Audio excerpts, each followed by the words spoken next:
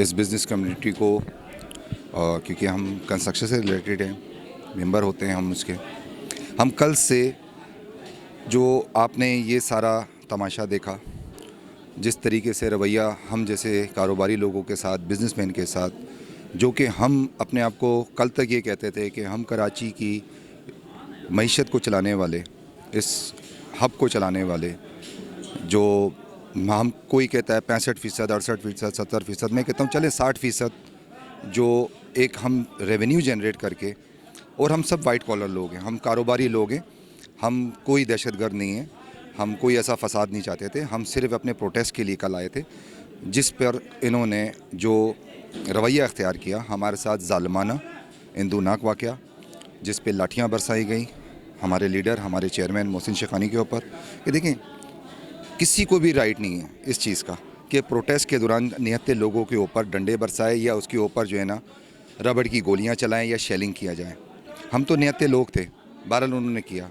ये सब चीज़ों के पीछे जो हम ये समझते हैं कि हमारा सुप्रीम कोर्ट से जो एक दरख्वास्त थी, जो नज़रसानी के लिए हम बार बार उनके पास जाते थे, वो और हमारी वो नहीं सुनते थे।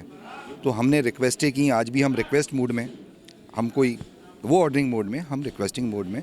तो लेकिन खुदारा सुनी जाए, उसकी वजह ये है कि इससे पहले चीज़ें रेगुलाइज हुई हैं। हम सिर्फ ये बात करने जा रहे हैं, अगर ना होती तो हम ये प्रोटेस्ट भी ना करते। फिर हम इस चीज़ को ये समझते हैं कि ये कोई टेस्ट केस है या ऐसी चीज़ है कि इसके बाद जो है मतलब आप दीगर लोगों को, तो हमारे लिए अगर ये दीगर लोगों को तंग करने वाली बात होगी तो हमारे लिए परेशानी का बाइस है। हमें सोचने पे इन्होंने मजबूर कर दिया, और हम सोच के हम यही करेंगे कि जिस तरह से 2008 में या 2009 में जिस तरह से लोग अपने मुल्क छोड़ के चले गए थे, उसमें मैं भी शामिल था। मैं भी मुल्क छोड़ के चला गया था, मेरा भी कारोबार करना मुश्किल हो गया था, और मैं चला गया जब मैंने हालात देखे, अच्छे देखे, और हमें यकीन दहानी कराई गई अपनी लीडरशिप की तरफ से कि आएँ और यहाँ पर आके कारोबार करें। तो हमने अपने आगे यहाँ पर कारोबार शुरू किया। अब हमारी ये आज प्रेस कॉन्फ्रेंस जो आप लोगों ने माशाल्लाह से बहुत अच्छी इसकी कवरेज की, इसके लिए मैं आप लोगों का शुक्रिया भी करूंगा, बाकी दीगर मीडिया पर्सनस का भी शुक्रिया अदा करूंगा, क्योंकि हम आपके अलावा तो पैगाम कहाँ लेके जाएं।